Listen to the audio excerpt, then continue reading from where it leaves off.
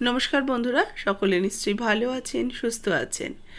আজকে তৈরি করব যে রেসিপিটা, সেটা সকলেরই পরিচিত আর সকলের বাড়িতেই কিন্তু গরমের দিনে তো অপরিহার্য একটা রেসিপি। আজকের রেসিপি হচ্ছে ঝিঙে আলু পোস্ত। এই ঝিঙে আলু পোস্ত কিন্তু খুবই সাধারণ একটা বাঙালির রান্না, খেতে কিন্তু অপূর্ব স্বাদের। আমার আজকের রেসিপি যদি আপনাদের ভালো লাগে অবশ্যই লাইক করবেন, শেয়ার করবেন এবং নতুন যারা দেখছেন আমার চ্যানেল মিমিজ রেসিপিসকে সাবস্ক্রাইব করে নেওয়ার অনুরোধ রাখছি। আর এই রেসিপিটাকে নিয়ে নতুন করে কিছু বলারই নেই, এটা সকলেরই একটা পরিচিত রান্না, নিরামিষভাবে তৈরি করেছি। আমার চ্যানেলে সকলকে স্বাগত জানিয়ে শুরু করব আজকের রেসিপি। Welcome to মিমিজ recipes.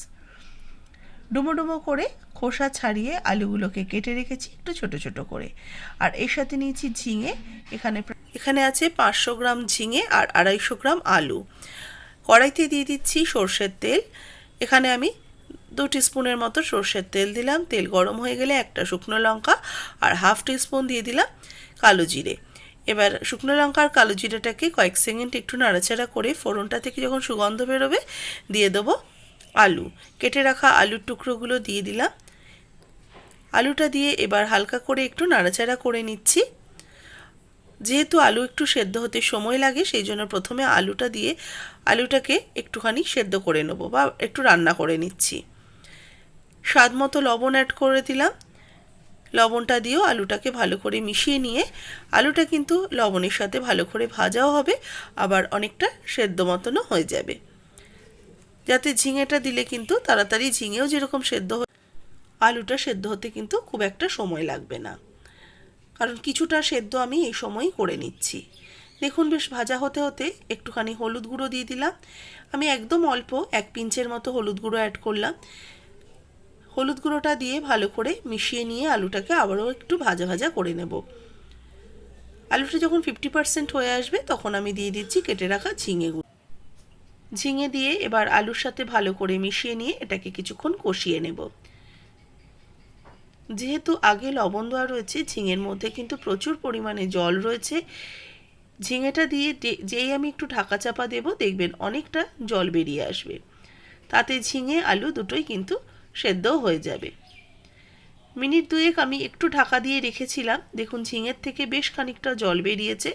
আর ঢাকা দেওয়ার সময় কিন্তু অবশ্যই গ্যাসের আঁচ কমিয়ে রাখবেন, তাহলে কিন্তু খুব সুন্দরভাবে এগুলো সেদ্ধ হয়ে যাবে।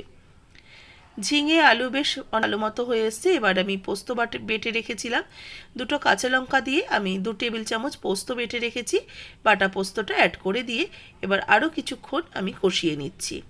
তবে পোস্ত দিয়ে খুব বেশি নাড়াচাড়া করব না, জাস্ট এই ঝিঙের যে জলটা এটা একটু শুকিয়ে আসা পর্যন্ত এটাকে রান্না করে নেব।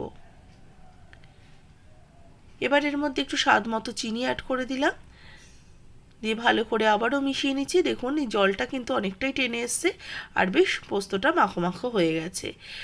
পোস্ত প্রায় হয়ে এসছে। এবার এর মধ্যে দেব অল্প একটু ঘি, হাফ চা চামচ ঘি অ্যাড করে দিচ্ছি। আপনারা চাইলে কাঁচা সর্ষের তেল দিতে পারেন, তবে ঘি দিয়ে দেখবেন এর স্বাদ কিন্তু একটু অন্যরকম আসে। ঝিঙে আলু পোস্ত কিন্তু একদমই রেডি হয়ে গেছে। নামিয়ে সার্ভ করে নিন গরম গরম ডাল ভাতের সাথে। একবার এইভাবে তৈরি করা ঝিঙে আলু পোস্ত খেয়ে দেখুন, এর স্বাদ কিন্তু দারুণ লাগবে। জানি যদিও এটা খুবই কমন রেসিপি, তবুও আমি আমার মতো করে করেছি। আপনারা চাইলে রেসিপিটা যদি ভালো লাগে অবশ্যই একটা লাইক করবেন, শেয়ার করবেন, কমেন্টস করে জানাতে ভুলবেন না। এবং এই ভিডিও থেকে যারা আমার প্রথম ভিডিও দেখছেন তারা কিন্তু অবশ্যই চ্যানেলটাকে সাবস্ক্রাইব করে পাশে থাকা বেল আইকনটা প্রেস করে দেবেন, যাতে আমি যখনই কোনো রেসিপি আপলোড করব তার কাছে নোটিফিকেশান সবার আগে আপনাদের কাছে পৌঁছে যায়।